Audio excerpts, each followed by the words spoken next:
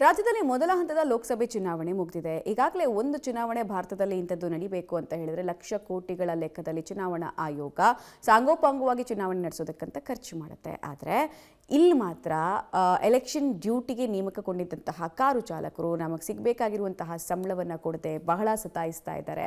Election duty ಮಾಡಿ ಅಷ್ಟೆಲ್ಲ sacrifice ಮಾಡಿದ್ರು, ಈಗ ನಮ್ಮ ದುಡ್ಡು ನಮಗೆ ಸಿಗಬೇಕಂದ್ರೆ ಯಾಕೆ ಸಿಗ್ತಾ ಇಲ್ಲ ಅನ್ನೋ ಪ್ರಶ್ನೆಯನ್ನು ಕೇಳ್ತಾ ಇದ್ದಾರೆ. ಹಾಗಾದರೆ ಡ್ರೈವರ್ಗಳ ಗೋಳಾಟ ಯಾವ ರೀತಿ ಇದೆ ಅಂತ ಬನ್ನಿ ನೋಡ್ಕೊಂಡು ಬರೋಣ. ಚುನಾವಣೆ ಮುಗಿದು 3 ದಿನವಾದರೂ ಸಿಗದ ಸಂಬಳ, ಚುನಾವಣೆಗಾಗಿ ಕರ್ತವ್ಯ ನಿರ್ವಹಿಸಿದ ಚಾಲಕರ ಸಂಬಳಕ್ಕೆ ಕತ್ತರಿ, ಪಾಲಿಕೆಯ ಅಧಿಕಾರಿಗಳ ಹಾರಿಕೆ ಉತ್ತರ, ಚಾಲಕರ ಆಕ್ರೋಶ. ಏಪ್ರಿಲ್ 26ರಂದು ರಾಜ್ಯದಲ್ಲಿ ಮೊದಲ ಹಂತದ ಲೋಕಸಭಾ ಚುನಾವಣೆ ಮುಗಿದಿದೆ. ಈ ಚುನಾವಣೆ ಯಶಸ್ವಿಯಾಗಲು ಪ್ರತಿ ಚುನಾವಣೆಯಂತೆ ಸಾರಿಗೆ ಇಲಾಖೆಯ ಮುಂದಾಳತ್ವದಲ್ಲಿ ಬೆಂಗಳೂರಿನಲ್ಲಿ ಸರ್ಕಾರಿ ಚಾಲಕರ ಸಂಘದ ಬೇರೆ ಬೇರೆ ವಾಹನಗಳನ್ನು ಚುನಾವಣೆಯ ಕೆಲಸಗಳಿಗೆ ನಿಯೋಜನೆ ಮಾಡಿಕೊಳ್ಳುತ್ತೆ.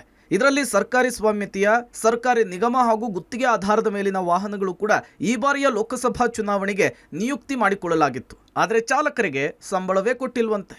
ಮಾರ್ಚ್ 18ರಿಂದ ಇಂದಿನವರೆಗೂ ಕೂಡ ಸುಮಾರು 45 ದಿನಗಳ ಕಾಲ ನೂರಾರು ಹೊರಗುತ್ತಿಗೆಯ ಕಾರು ಚಾಲಕರು ಹಗಲು ಇರುಳು ಎನ್ನದೆ ಸೇವೆಯನ್ನು ಸಲ್ಲಿಸುತ್ತಿದ್ದಾರೆ. ಅದೇ ರೀತಿ ಬೆಂಗಳೂರು ಪಾಲಿಕೆಯ ರಾಜರಾಜೇಶ್ವರಿ ಬಿಬಿಎಂಪಿ ಕಚೇರಿಯಲ್ಲಿ ಸುಮಾರು 58 ಸರ್ಕಾರಿ ವಾಹನಗಳಿಗೆ ಕಾಂಟ್ರಾಕ್ಟ್ ಆಧಾರದಲ್ಲಿ 58 ಚಾಲಕರು ಸೇವೆ ಸಲ್ಲಿಸಿದ್ದಾರೆ. ಅವರಿಗೆ ಒಂದು ದಿನಕ್ಕೆ 250 ರೂಪಾಯಿಯಂತೆ ತಿಂಗಳಿಗೆ 7,500 ರೂಪಾಯಿ ಸೇವೆಯ ಭತ್ಯೆಯನ್ನು ಕೊಡುವುದಾಗಿ ರಾಜ್ಯ ಚುನಾವಣಾ ಆಯೋಗ ಪ್ರಕಟಣೆಯನ್ನು ಹೊರಡಿಸಿತ್ತು. ಆದರೆ ಇದೀಗ ಚುನಾವಣೆ ಮುಗಿದು 3 ದಿನವಾದರೂ ಚುನಾವಣೆಯ ಭತ್ಯೆ ಅಥವಾ ಅವರ ಸಂಬಳವನ್ನು ಕೊಟ್ಟಿಲ್ಲ. ಸಂಬಳ ಕೊಡದೆ ವಾಹನಗಳನ್ನು ರಿಲೀಸ್ ಮಾಡಲಿಕ್ಕೆ ಪಾಲಿಕೆಯ ಅಧಿಕಾರಿಗಳು ಮುಂದಾಗಿದ್ದಾರೆ. ಇದು ಸಹಜವಾಗಿಯೇ ಚಾಲಕರ ಆಕ್ರೋಶವನ್ನು ಹೆಚ್ಚಿಸಿದೆ. ಮೇಡಮ್, ಇಲ್ಲಿ ಇವಾಗ 40 ಚಿಲ್ಲರೆ ಜನ ಇದ್ದೀವಿ ಮೇಡಮ್. ಈಗ ಇಲ್ಲಿ ಯಾರೂ 50-60 ಸಾವಿರ ಸಂಬಳ ತೊಗೊಳೋರಲ್ಲ ಮೇಡಮ್. ಎಲ್ಲ 13-15 ಸಾವಿರ ರೂಪಾಯಿ ಸಂಬಳ ತೊಗೊಳೋರು. ಬಾಡಿಗೆ ಕಟ್ಟಿಲ್ಲ ಮೇಡಮ್. ಇವಾಗ 40-50 ಜನ ಇದ್ದೀವಿ ಅಂದಾಗ ಈಗ ನಾನೊಬ್ಬ ಹೋಗ್ಬಿಟ್ಟು 30 ರೂಪಾಯಿಗೆ ಅನ್ನ ಸಾಂಬಾರು ತಿನ್ನೋಕ್ಕಾಗಲ್ಲ. ಬನ್ನಿ ಅಂಕಲ್ ಅಂತ ಕರ್ಕೊಂಡು ಹೋಗಬೇಕು, ಇಲ್ಲ ಬಾರ ಮಗ ಅಂತ ಕರ್ಕೊಂಡು ಹೋಗಬೇಕು. ಈ ಥರ ಖಾಲಿ ಮಾಡ್ಕೊಂಡಿದ್ದೀವಿ. ನಮಗೆ ಏನಕ್ಕೆ ಅಂದರೆ ನಾವು ಒಂದು ಇಲ್ಲಿ ಭತ್ಯೆ ಬರುತ್ತಲ್ಲ, ಅದರಲ್ಲಿ ನಾವೇನೋ ಮೇಂಟೈನ್ ಮಾಡಬೇಕು. ಅದನ್ನ ಕೊಟ್ಟಿಲ್ಲ ಅಂದಮೇಲೆ ಮತ್ತು ನಾವೇನಕ್ಕೆ ಡ್ಯೂಟಿ ಮಾಡಬೇಕು? ನಮಗೆ ಪ್ರತಿ MLA election, MP elections, corporation elections ಜೊತೆಗೆ ಯಾರಾದರೂ ಗಣ್ಯರು ಬರ್ತು ಅಂತಂದರೆ ಆವಾಗ ನಮ್ಮ ಡ್ರೈವರ್ಸ್ನೆಲ್ಲ ಪೋಸ್ಟ್ ಮಾಡಿದಾಗ ಇವರು ಅಧಿಕಾರಿಗಳು ಒಂದು ನಯಾ ಪೈಸೆ ನಮಗೆ ರೆಮ್ಯುನರೇಷನ್ ಕೊಡೋದಿಲ್ಲ. ಇದು ನ್ಯಾಷನಲ್ ಫಂಡು. ಈ ನ್ಯಾಷನಲ್ ಫಂಡಲ್ಲಿ ನಾಳೆ ಕೊಡ್ತೀನಿ, ನಾಳಿದ್ದು ಕೊಡ್ತೀನಿ, ನಿಮ್ಮ ಅಕೌಂಟ್ ನಂಬರ್ ಕೊಡಿ, ನಿಮ್ಮ ಅಕೌಂಟ್ಗೆ ಹಾಕ್ತೀನಿ ಅಂತ ಈ ಥರ ಎಲ್ಲ ಸುಳ್ಳು ಹೇಳ್ಬಿಟ್ಟು ಇವರಿಗೆ ವಂಚನೆ ಮಾಡ್ತಾಯಿದ್ದಾರೆ.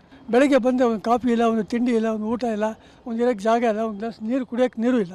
ಬೆಳಗಿಂದ ರಾತ್ರಿವರೆಗೂ ಪಾಪ ಡ್ರೈವರ್ ಕೆಲಸ ಮಾಡ್ತಾರೆ. ಸಂಬಳ ನೀಡುವವರೆಗೂ ಕೂಡ ವಾಹನಗಳನ್ನು ತೆಗೆದುಕೊಂಡು ಹೋಗೋದಿಲ್ಲ.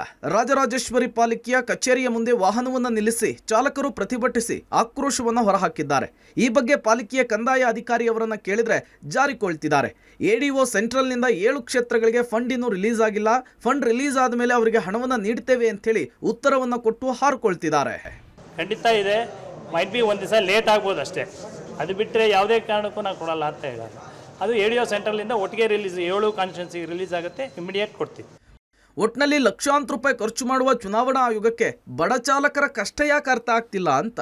ಆದಷ್ಟು ಬೇಗ ಚುನಾವಣೆಯ ಭತ್ಯೆಯನ್ನು ಕೊಟ್ಟು ವಾಹನಗಳನ್ನು ರಿಲೀಸ್ ಮಾಡಲಿ ಅನ್ನೋದು ಚಾಲಕರ ಆಗ್ರಹವಾಗಿದೆ. Aruna Shiruguppi, public TV, Bengaluru.